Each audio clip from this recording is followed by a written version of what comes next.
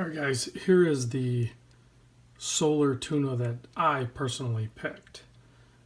Again, this is one that Mimo sent over, but as soon as I opened it and checked it out, between the two that he sent, I instantly gravitated towards the Padi version. Bruce, actually, when I talked to him, he preferred this particular model, which is a more authentic homage to the original tuna, the coloring anyway. There is a third one I did notice today on, I'm not sure if it's in the US market, it might have been a limited version. It's I think the part number on that one is SNE, what is this one? This one's sne499.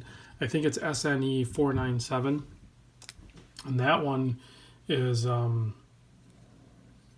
it's all black, and it has a bracelet to match, a stainless bracelet, and so it has the stainless lugs here, and then the plastic surround is black, and then it has, well, you guys can look it up.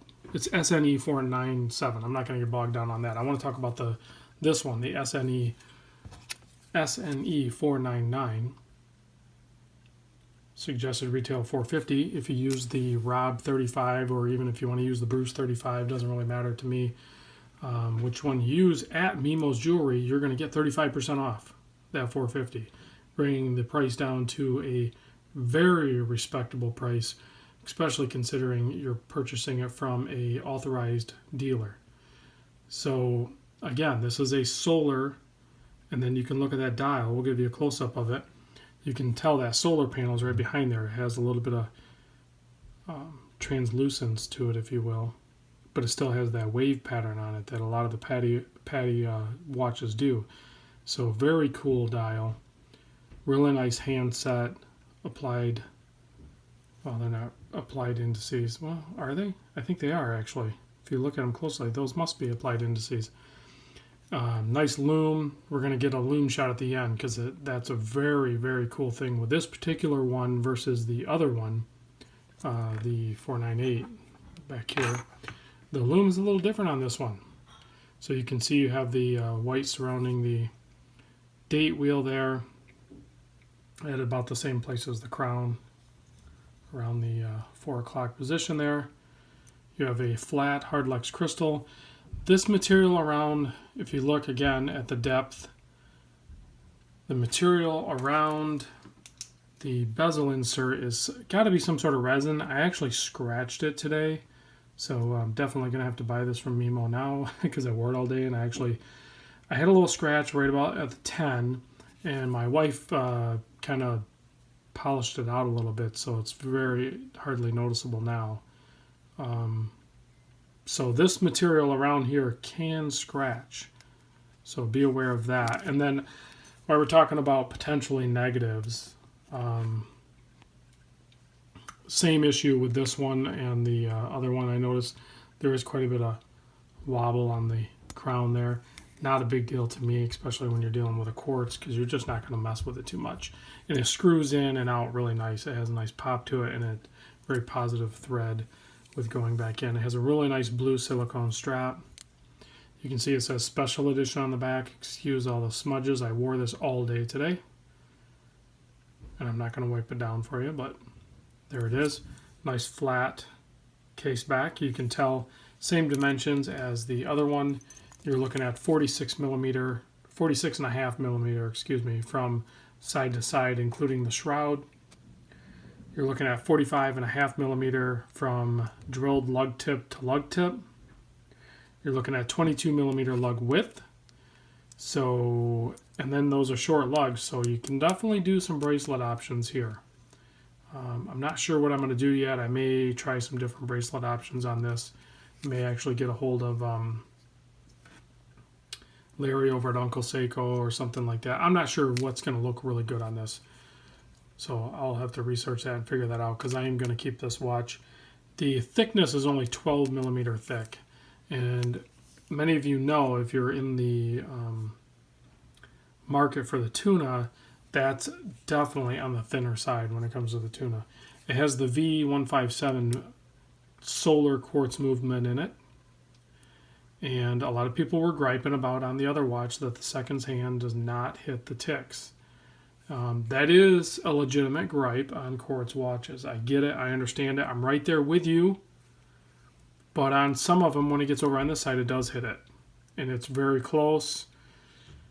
I personally tend not to focus too much on negative parts. If there's enough positive parts of a watch, I am a little more likely to overlook little things. And to me, that's kind of a little thing. It could be adjusted a little bit. It could be popped off and set forward a little bit, and it would line up a little bit closer.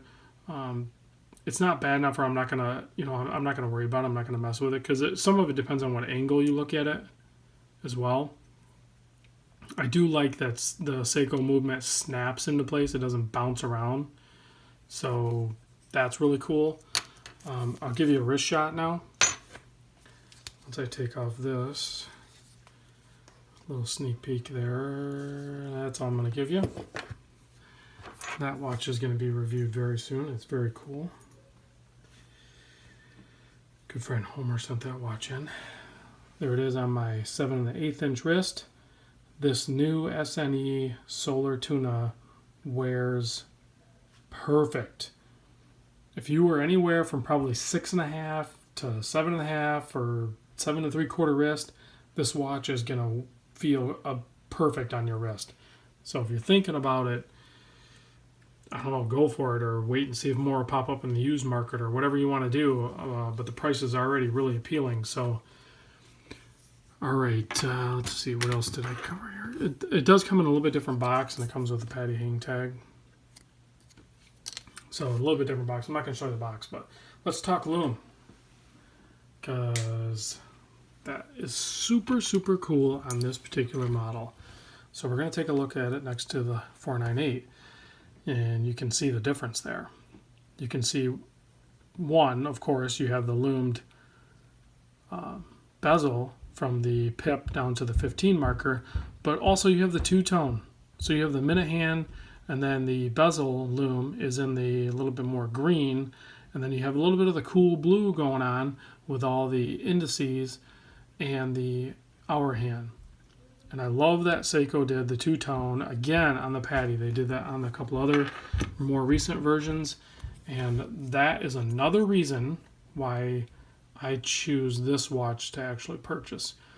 So the reasons are obviously the fit and finish and the sizing and everything and how it wears, the loomed bezel and the way they did the bezel, way it's the indices are applied down underneath and then resined in. So that I suspect, I haven't confirmed, that the loom on the bezel is going to have a similar lifespan to the loom that's in the watch with the hands and the indices. And then the fact that they have the two-tone loom as well. So I'm going to one other real quick thing. I did notice, and it's going to probably vary from watch to watch. I don't know if you watch this video on the 498. The bezel action on this is actually, I don't want to say stiff. It's probably actually perfect. The bezel action on this particular Padi one is a little bit looser, noticeably looser than on the 498. But I actually prefer that. When you have this much of the watch shrouded, it makes it very easy to grab onto and turn. So I like this particular model, so I will be keeping this one, and I've already talked to Mimo about it, so I will be buying this from him. And if you guys are even remotely interested in any of these solar tunas, I strongly urge you to get a hold of Mimo over at Mimo's Jewelry. Send him an email if you have a special request or if you're looking for a particular model. He's very helpful in that department. And then plus you have that Rob or Bruce, Rob35 or Bruce35 discount code, and you're going to save a few bucks off that suggested retail and get it from an authorized dealer with warranty. So see you on the next video. I wanted to keep it under 10 minutes. Talk to you real soon.